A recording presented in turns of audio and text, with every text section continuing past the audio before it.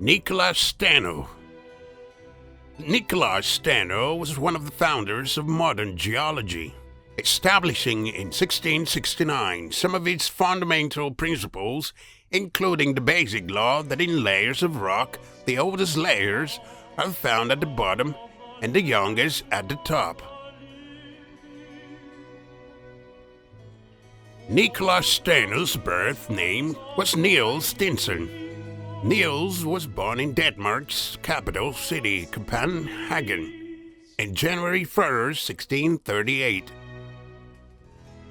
His father was Sten Pedersen, a goldsmith. His mother was Annie, Niels' daughter. Steno also made notable contributions in the fields of anatomy, crystallography, and paleontology. He became a Catholic bishop and died in self-imposed poverty. In 1988, he was beatified, the third of 4 steps needed to be declared a saint. Between the ages of 3 and 6, Niels suffered continuous ill health and was kept apart from other younger children. He learned to enjoy the company of older people, finding their conversations more enlightening and satisfying than those of younger companions. He also learned to associate with people he regarded as noble, while avoiding people he regarded as lazy or menacing. He enjoyed hearing about religion. His father died when Niels was 6. His mother married another goldsmith. Niels was well educated in Latin, Greek, mathematics, and modern language at the grammar school. In 1656, at age 18, he enrolled with the Latinized form of his name, which in time became Nicolas Steno, as a medical student at the University of Copenhagen. After 4 years at university, he traveled to the Dutch city of Amsterdam for 4 months, where he made his first major discovery, the parotid duct, which carries saliva. This was the beginning of a restless period in which Steno traveled around many European countries. In 1666, aged 28, he was appointed professor of anatomy at the University of Padua, famed throughout Europe for its anatomy courses. William Harvey and Andres Vesalius both studied anatomy there. While working at Padua, Steno impressed Ferdinando II of Tuscany, a member of the infamous Medici family, becoming his personal physician in the city of Florence. There, Steno enjoyed intellectual discussions with Francisco Redi, the founder of modern parasitology, who was also a physician to the Medici family. Nicolas Steno discovered that the heart is ordinary muscle, not the body's center of warmth as proposed and promoted by Galen. He also discovered that the parotid duct or Stenson duct that carries saliva into the mouth from one major salivary gland. Steno dissected a very large shark's head in 1666, noting the similarities between the shark's teeth and tungstones found in rocks. Most people believe the tungstone grew naturally within the rock formations. Fabio Colonna had advanced a different theory in 1616 when he said the tungstones were actually the teeth of ancient sharks. Steno agreed with Colonna, arguing that the chemical composition of the shark's teeth had changed, turning to stone, since the time they were first embedded in the rock. A year earlier, in 1665, Robert Hooke used his microscope to discover cells in fossilized wood. He concluded that fossils had once been living creatures whose cells became mineralized.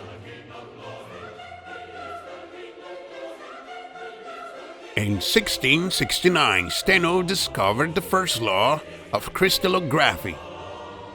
This law says the angles between the faces of a given species of crystal are constant and are characteristics of that species, regardless of the origin and size of the crystal.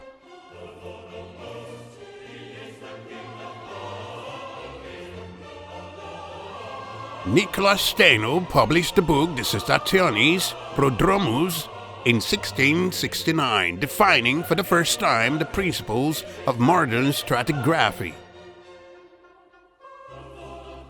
Steno's principles are as follows. The principle of original horizontality.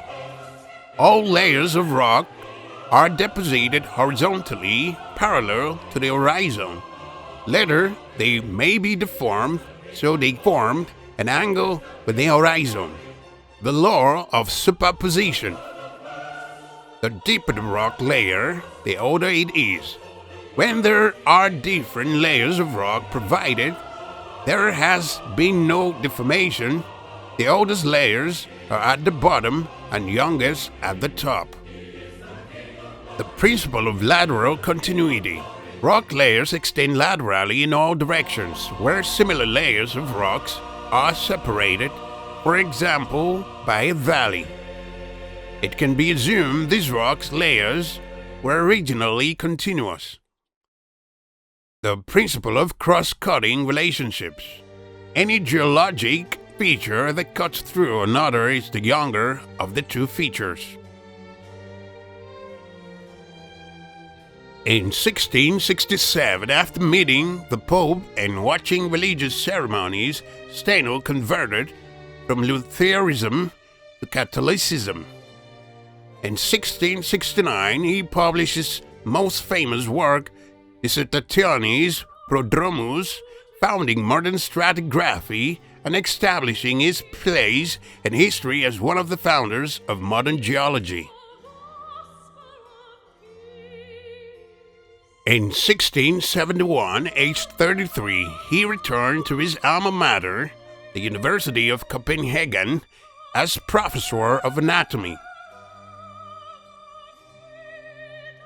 In 1675, Steno took holy orders. The following year, Pope Innocent XI, impressed by Steno's determined efforts to convert other Lutherans to Catholicism, made him Bishop of Titopolis and Apostolic Vicar of northern Germany and Scandinavia.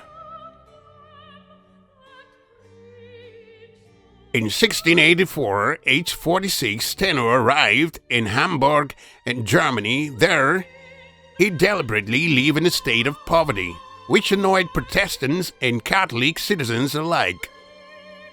They threatened to cut off his nose and ears or kill him. Steno moved to the German city of Schwerin, and there he continued to live in deliberate hardship, becoming emaciated. Nicolas Steno died aged 48 of intestinal trouble in Schwerin in November 25, 1686. At the request of the Medici family, his body was taken to Florence in Italy, where he was buried in the Basilica of St. Lorenzo. In 1988, he was beatified by the Catholic Church, the third of 4 steps needed to be declared a saint.